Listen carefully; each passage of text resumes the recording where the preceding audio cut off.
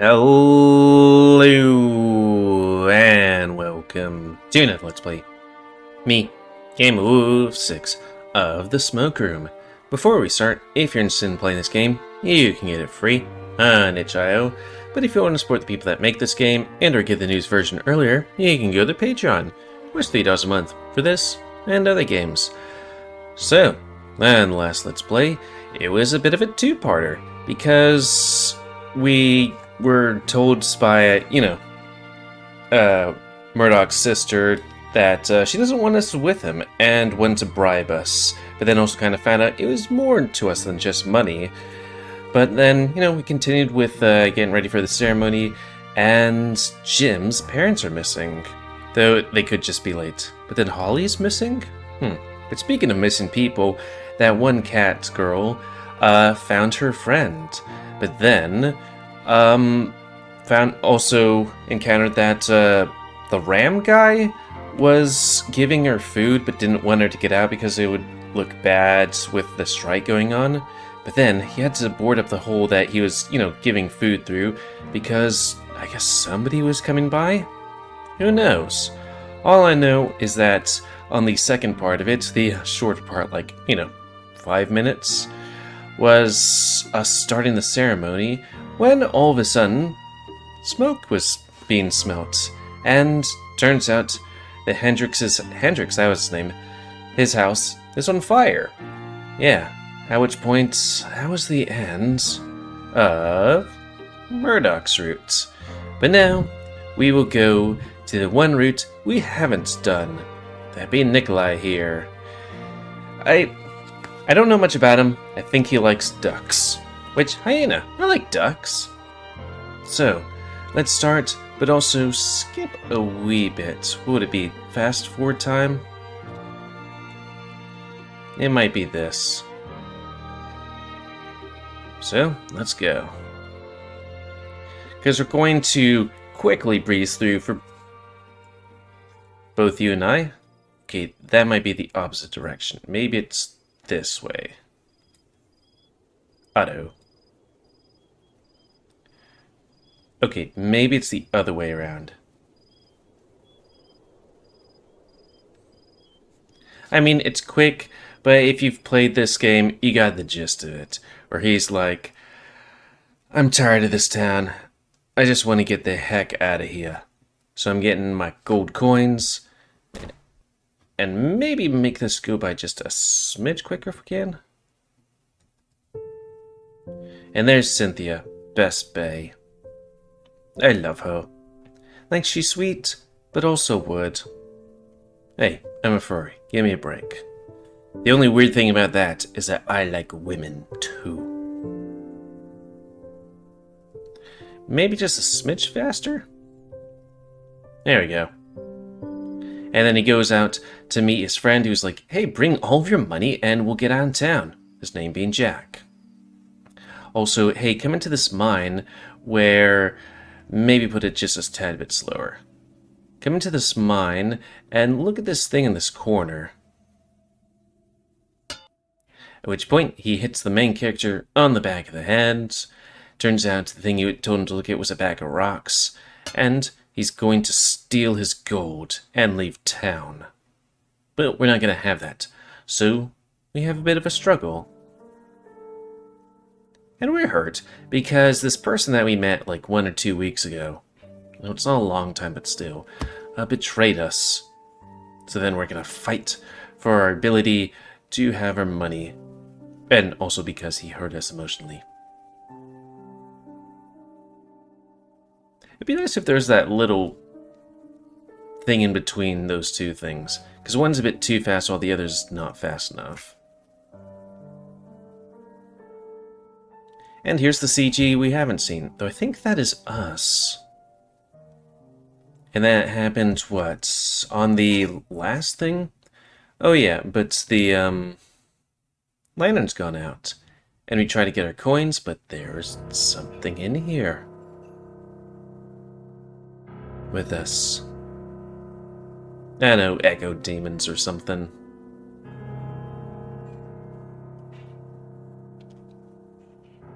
So we, run screaming out of the cave because, I don't know, if you can't see Dick, you might be a bit, and, you have a couple of head injuries, you might be a bit disoriented and freak the fuck out. And hey, Nick's like, what's up with that, wound on the back of your head, and why are you stumbling from the mines?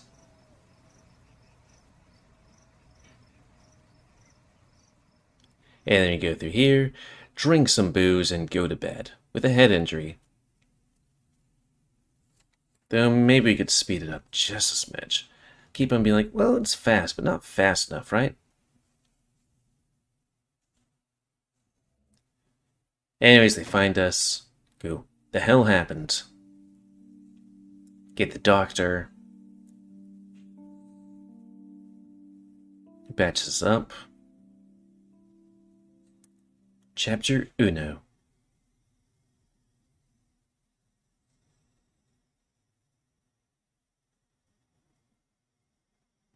And then we're recovering. Cynthia's like, hey, you got a couple of chores, but take it easy, we can do the chores. And Sam's like, no, I gotta get up in a boot. And there's Harlem, who is a bit of a weirdo. And then there's these two assholes. And then Cliff. And Cynthia. And Cliff is like, hello, I'm here for the gay experience. And they're like, we don't like gay people. And then they rough him up a bit. And then what was it that we intervene? Yeah, I think it might be us. And these two are like, hey, they found a body or something like that. Or maybe it was somebody's missing. I think it's they found the body. So they took pictures and stuff happens.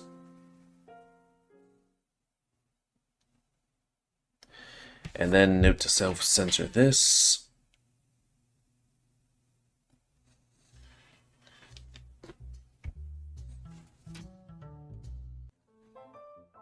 And then, I don't know, something else. And then them just having a nice little time around here. Just a little time.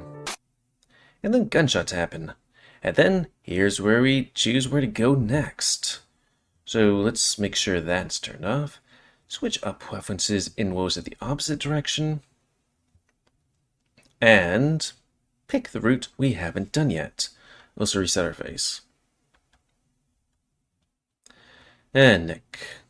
See if Nikolai's here. While the Fox's wager is tempting, it's just that, a wager. I can't go risking anything when I've already lost so much. Besides, seeing the miners out there, it reminds me that Nick could be very nearby. Oh yeah, there's like this kind of a riot, but not a riot, I guess, with the miners going on strike, but also like, hey, there's a dead body in the mines and suspicious. I can't just skip out on his appointment. I know that Nick looks forward to these nights, but there's another reason. Just thinking about Nick reminded me about something. He'd seen me after I came out of the mine, and after today's news, I swallow hard, ooh. I feel like he'd only have shown up if he isn't suspicious of me, right? Maybe that doesn't make sense, but I feel like that would be the case. He'd just go tell William about me, otherwise. If he doesn't show up, he usually sits in the saloon, watching the hall for my signal. Best to check, and a good excuse to get away from all the busy chatter of the people around me. While the gashes and bruises might have healed for the most part, my head still throbs sometimes when too many people are talking at once. I just want a little peace, and maybe a little booze too. Yeah, I get that feeling. Remember kids, don't drink. Also if your kids don't watch. I start to saddle off towards the door when the fox suddenly puts his attention right back on me. The clock's ticking. Still feeling lucky? I grimace. I don't play games while I'm working. Spend your money, or spend your time elsewhere. Sorry, Murdoch. Not a gambling man after all? His brow wrinkles. Stay busy then. Guess I'll buzz off too. Wait, does that mean... Does that... does that mean that you're going to fit me in? I frowned at the idea that the weasel has been listening in on the conversation, even if he technically had been part of it from the beginning. Like I said, if my other client cancelled, then maybe I'll be able to, but for now, I'm gonna look for him. Yeah, because like the other routes are like, you pull William aside to be like, hey, I'm the murderer, and he's like, okay, let me check. No, you're not a murderer, that was self-defense, but let's not tell anybody about that because tensions are high. And then Cliff, I think it's like, well, he has a lot of money and I don't see next, so let's go with Cliff. And then Murdoch says like, well, he has a lot of money too, you know? Ah, of course. My memory is rather lacking tonight, it seems. Murdoch's lips curl into a tight smile. Well, aren't you eager? Do try to make room for him, Sam. You might break his heart otherwise. I'm sorry? Oh, it's nothing. Now, if you'll excuse me, I've got work to do. Good luck to you, sir. I wonder how busy this place is now that I think about it. Like, how busy the girls are and how busy Sam is, because it seems like everybody's going after Sam. You tell me we can't find, like, some kind of Wild West twink to take on the men? I mean, most of them seem to be tops by anyways. But then, Murdoch is already walking away towards where I last saw William. What did he mean by that? I frown. Who can say? At that moment, then Cynthia pops up next to the weasel, as if she's been waiting to have a moment with him for this whole time. Ah! Were you able to find a bed for the night, sir? Heavens! Oh. Well, not quite. Sam is gonna check if he has an opening for me. I see. Well, I wouldn't count on it. You'll need a place to stay, and lucky for you, the situation outside has left my night wide open. Yes, I will certainly keep that in mind. That's all I'm able to hear, as I've been making my way to the door, leaving the crowded room behind. Like, is it that, like, I mean, I guess, you know, she would try to get him with her because, you know, money and stuff like that. Though I wonder if, like, in this situation you could just, you know, sleep? Though I guess you could also do it just somewhere if you can't leave the building. Just before I make my exit, I see Cliff with one foot in front of the other, as if he wants to follow me, but Cynthia is still talking his ear off. I thank the Lord for that mouth of hers. Ooh. It gets quiet real quick, and I wonder why. Things should be bustling at this time of night. Then, of course, I remember what's happening outside. That Harlan would have locked up if he knew what was good for us. Sure enough, when I make my way into the saloon, it's completely empty. Even Harlan isn't here. The bar's empty. It sounds like the mob is mostly moved away from the right in front of the brothel. From right in front of the brothel. And I'm only occasionally able to hear a holler every now and then. I like it though. Finally, a moment not to be nagged by William or my other clients, or even Cynthia. I have this reputation for being a sad loner, and while that might be true, I don't mind at all. It's nice to be alone, and in a crowding city like Echo, not enough people appreciate that. The city. I wonder what, like, Echo looks like between now and, like, the game Echo. Because I'm so surprised that in the game it's like, yeah, there's less than 100 people in that town. I make my way to the bar, decide to help myself. Sure, we aren't supposed to drink on work nights, but I'm under too much pressure right now, and I need something to take the pressure off. Quietly, I move behind the bar, glancing at the hallway just to make sure no one's coming before I snatch a bottle of whiskey from the cabinets. I pour myself a drink into a small glass that I plug off the bar, not really bothering to check if it's actually clean. I do feel guilty about messing around with Harlan's stock, especially after he told me about how low it is. To make myself feel less bad, I skip rummaging around for the sugar and bitters. I keep it neat, and only one glass. My stomach is mostly empty, so that should be enough. I sit at the bar, staring at my drink for a moment, knowing that what I'm doing right now isn't going to help me out of this mess. Yeah, alcohol rarely does. It's only making it worse. Alcohol usually does. Even if I'm thinking this, I take my first swig, then lean back, grimacing at the burn, extra sharp because it's rye.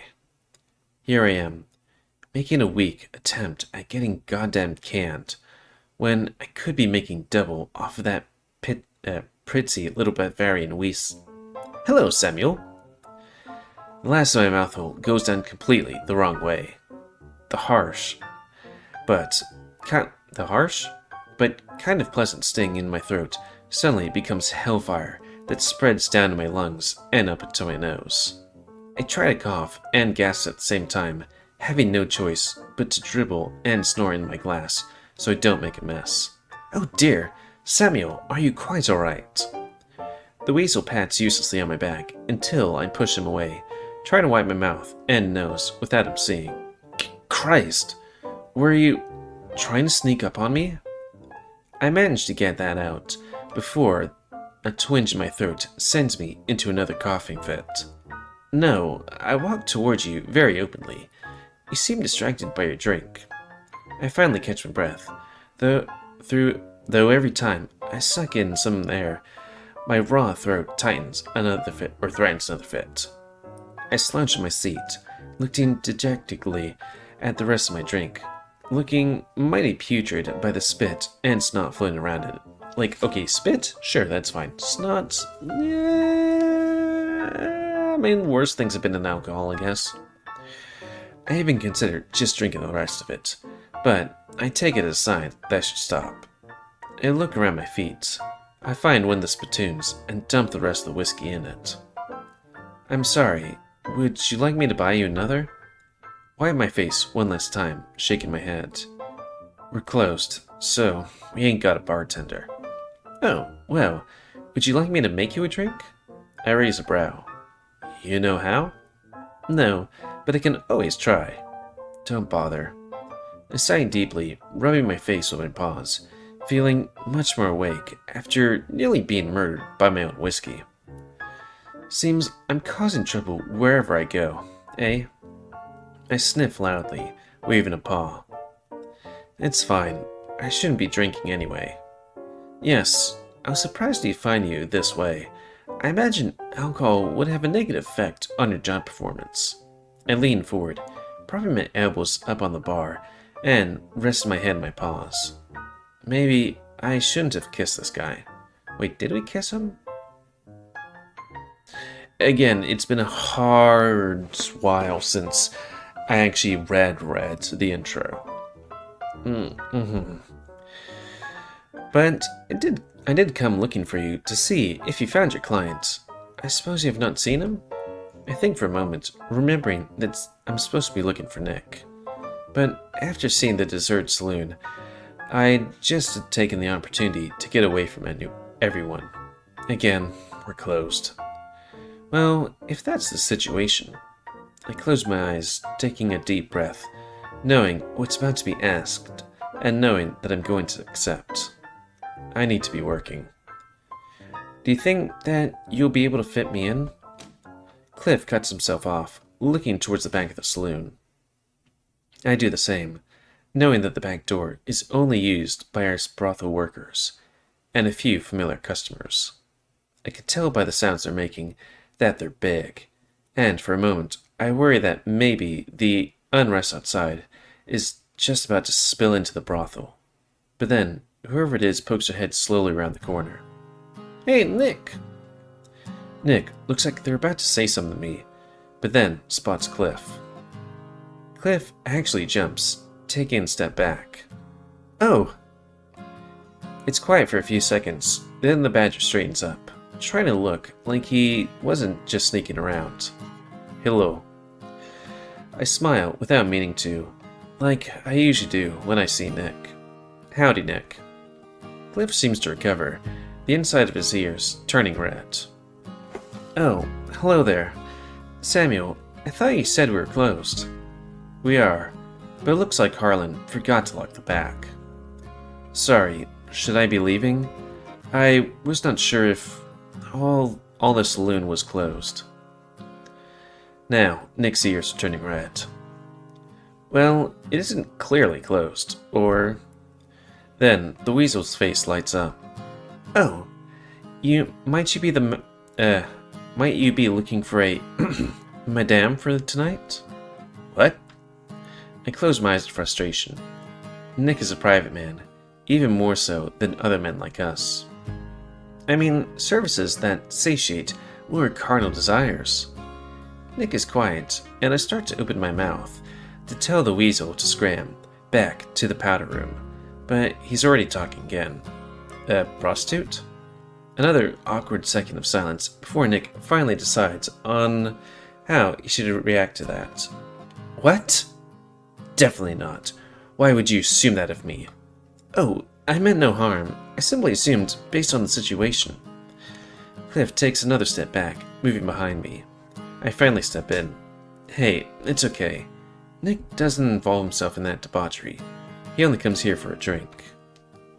I see the badger slowly relax as I wink at him. Yes. My apologies, I shouldn't have assumed. Nick doesn't say anything in response, and Cliff just squirms around in place.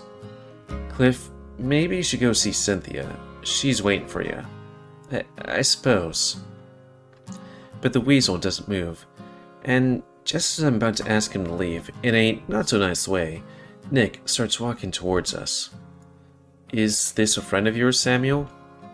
Cliff stiffens again as the badger approaches, and I remember just how big Nick might look to someone new. Ooh, especially someone like Cliff. He's just a little guy. Yeah, this is Clifford. I'm Nick. Nice to meet you. If you don't mind me asking, or my asking? I mean, is both right? I guess. Are you from around here? Your slight accent tells me you might be from outside of the country. I see Nick bristle a little, probably because he's not used to someone prying into his life. I think Nick is Polish, because, he was the person in the mines telling the children to run, and it turned out to be Polish, so, No one really does that around here. Or maybe he's just offended that having his accent pointed out. He'd practiced not sounding foreign for a long time, and he barely had an accent now. Actually, he talks better than most around here. I am from Lakia, but I lived in this country since I was a young man. You do not sound native either, by the way. No, sorry. I'm doing this gotta do the thing where I'm like, okay, I don't know where that is. I mean, it's probably Poland.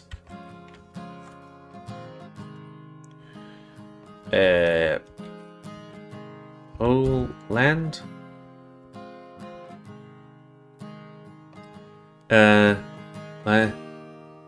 Okay, it might just be made up, because I typed in that and it was somebody's thing, and then it typed in that Poland and turned up nothing. What? Is there a castle?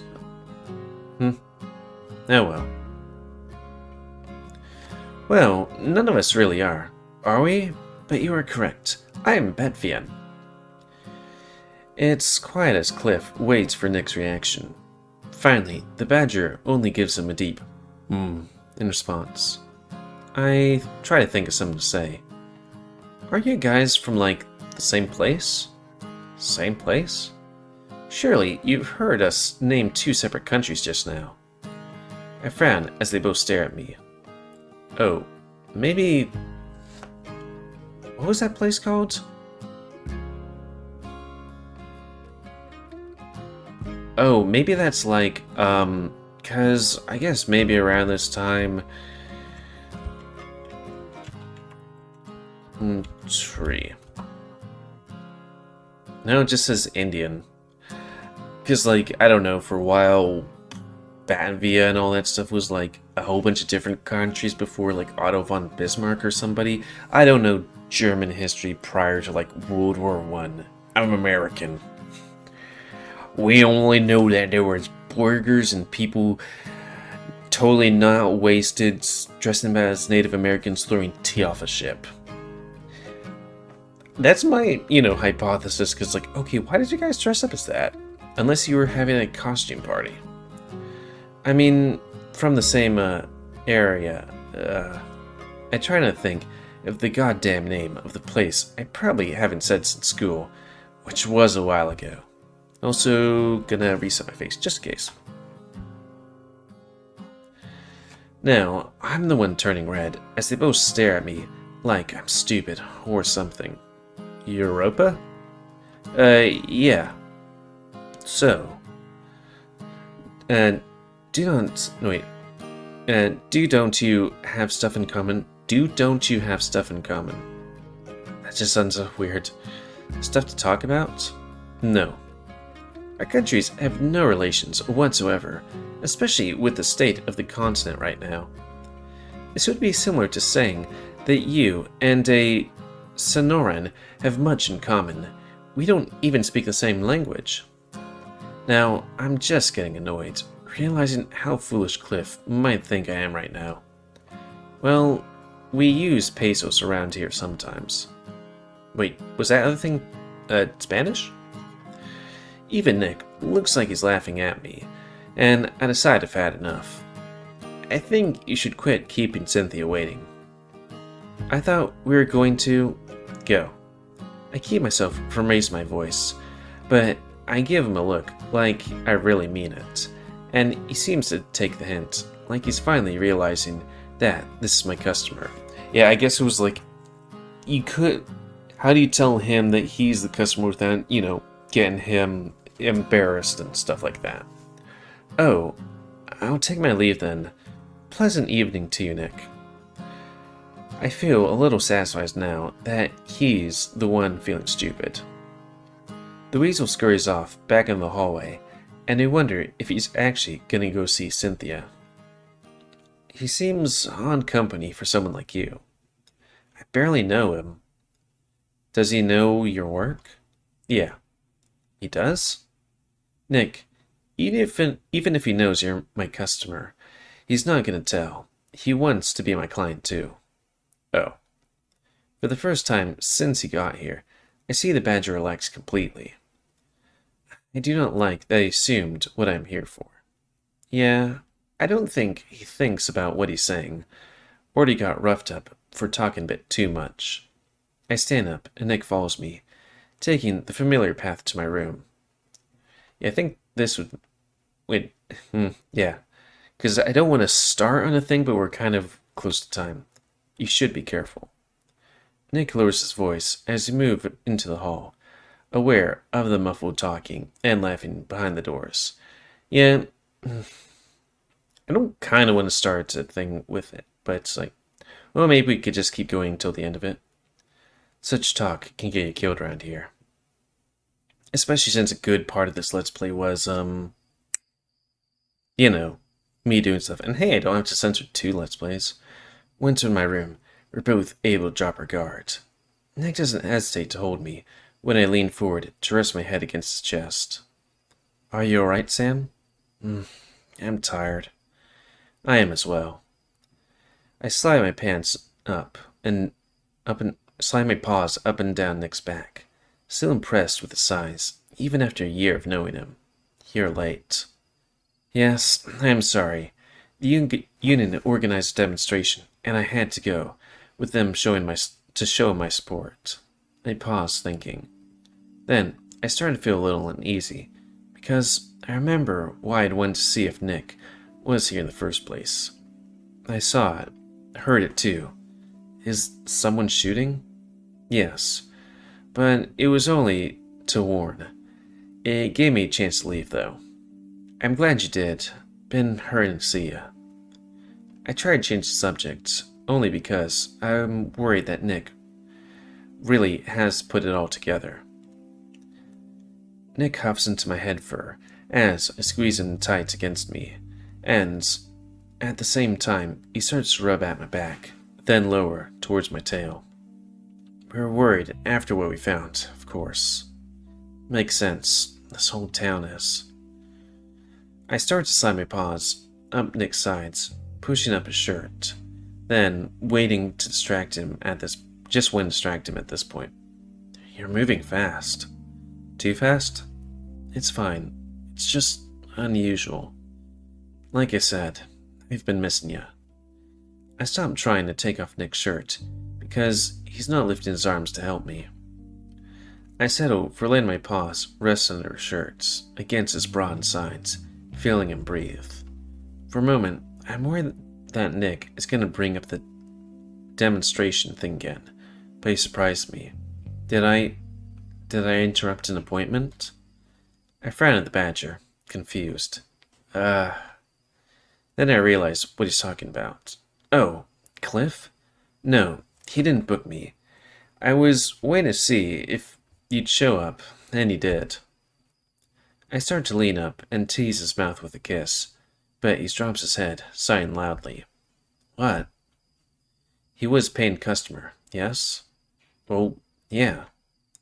I'm not going to tell Nick that he was going to pay double, because Nick pays less than half.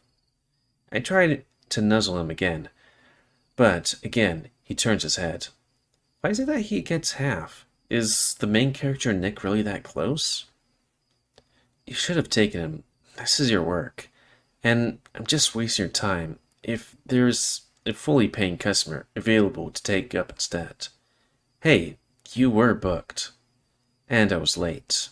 You need money, and I shouldn't be coming here. I glare, my relief at the change of topic dissolving into just being annoyed. We've talked about this before. Hey, we figured this out a year ago. I'm not booked up fully every single night. Madame Dora said it was fine to have a lower paying customer to fill the gaps. Nick keeps frowning. This is a part of the business, no guilt needed. So don't you go moping him all night. That weasel is gonna book me later, anyway. Nick doesn't say anything, which is something he does a lot. Besides, you make the difference in company. Or make up the difference. I want to see you, which is more than I can say for most of my clients. Nick smiles at hearing that, even though he's trying real hard not to. I don't know why. No one else wants to see me. Does he like men? I mean, women? Isn't Sam the only one? It's only 'cause you're big, and they don't know you're nice. And that's 'cause you never talk to anyone. Nick rumbles out a deep badger growl, the kind of rumbles in my own chest. Hey, I'm just as mean as other men. They know that they will lose teeth if they talk to me. Even though he's kidding, I kind of like hearing him talk like that, so I lean in to kiss him on the mouth. And this time, he lets me. Like always, he leans down a bit, so I don't have to stand on my toes. Our tongues press against one another, his giant muzzle covering mine completely. I drag my paws up his body, under his shirts, letting my claws gently drag along the skin under the fur. His great body shivers, and his paws on my back suddenly pull me forward, making me grunt as my crotch comes up against his. I let him go to start stripping off my clothes, and Nick does the same, the two of us stumbling around a little. Nick takes a little longer, need to be more careful about moving around in a small room. I watch as the badger steps out of his pants, losing balance as he does, which sends him shoulder first into a wall. It keeps him upright, but shakes the room a bit, which also shakes his black furred privates. My sole focus for the past minute. The badger winces. Sorry. I laugh. I'm just glad you didn't bust through the wall into the next room. It's occupied too. Yes. That would be difficult to explain. That would be really easy, actually, because you're in a whorehouse. What? I thought this was a saloon. Same thing in these parts. Nick walks slowly towards me, and again, I feel that excitement. A chill that makes my fur stand up. I feel helpless under his approach. It's not a feeling like in any situation, except when I'm with Nick. He can make me do whatever he wants because of his size and strength, but he doesn't, and I like that. If that's the case, then where is the vodka? Nick looks around the room as he crowds me up against the wall. Sorry, partner, but I only serve one kind of drink. The badger bellows out a laugh, then finally scoops me up into his arms, carrying me like a woman, which I don't like. But the next thing I know, he's lying on the bed, doing the same right next to me. He slides a big arm under my head, bigger than my pillow, and I press up against the side, lying on top of him, because there's hardly room for the two of us. Then he starts rubbing his free paw up and down my arm, turning his head so that his muzzle gets tucked under my muzzle gets tucked under his. And then we lie there like that. Despite all the playing around earlier, despite who I am and what I do, this is about all we do. Or all we do. It's also one of the reasons I justify charging him so little. Nick doesn't want so much from our appointments, and that's a reason why I took so much interest in him a year ago. He was barely able to make it through the door on her first session, stuttering and looking away like a blushing bride. But then he just wanted to hold me. Easiest money I ever made. And that's how it was for a little bit.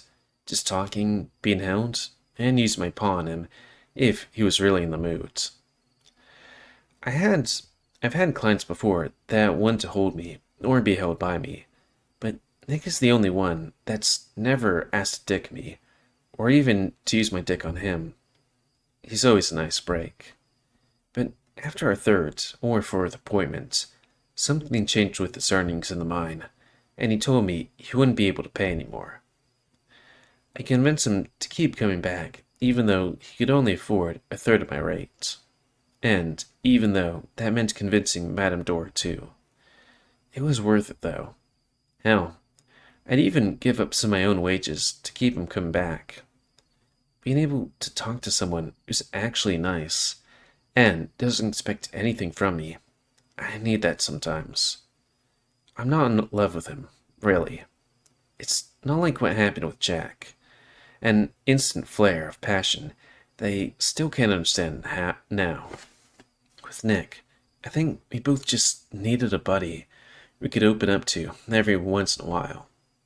So I went through the trouble of keeping him around. I'd have just gone to visit him, but he lives in some cramped shack with a bunch of other miners. So we've settled for this. I rub my paw over his chest, then down over his big, round, and taunt belly, and I see his halfway hard dick bounce a few times from the treatment.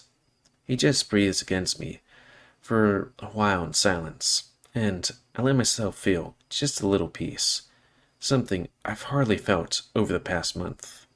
Of course, that doesn't last. Nick takes a deep breath. Sam? He paused again, and I feel a familiar ball of stress and despair flare back in my stomach. What? Sam, there's something I want to ask you. Wait.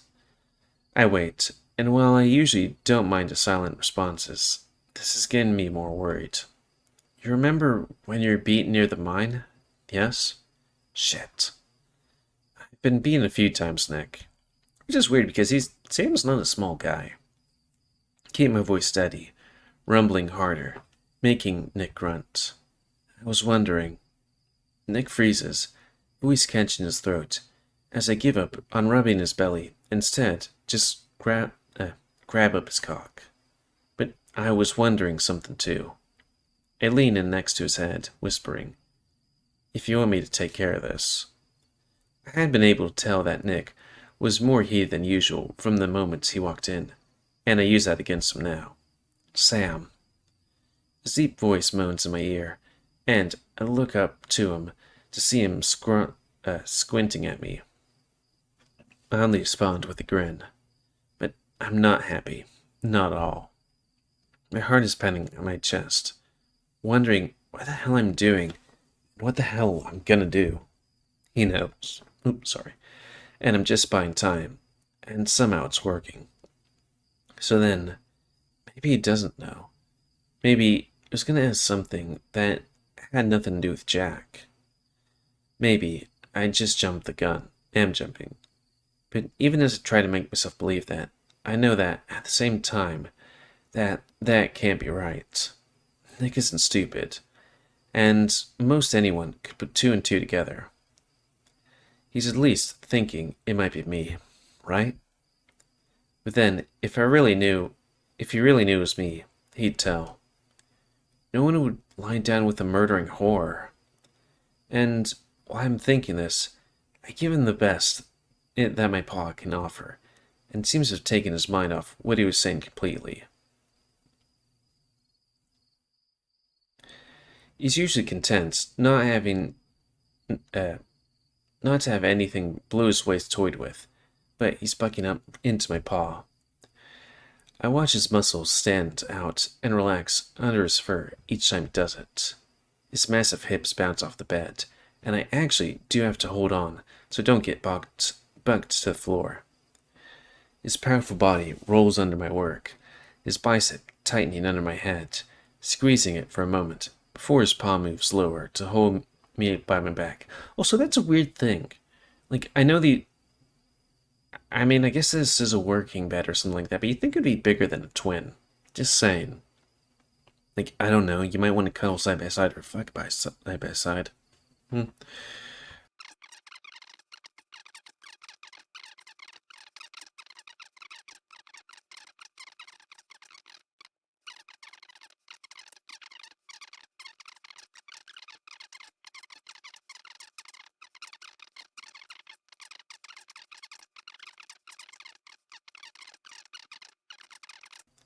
Nick stares at me with a mixture of shock and confusion. I grin at him, and I'm about to ask if I did a good job, but before I can, he's pulling me against his body, kissing me once again.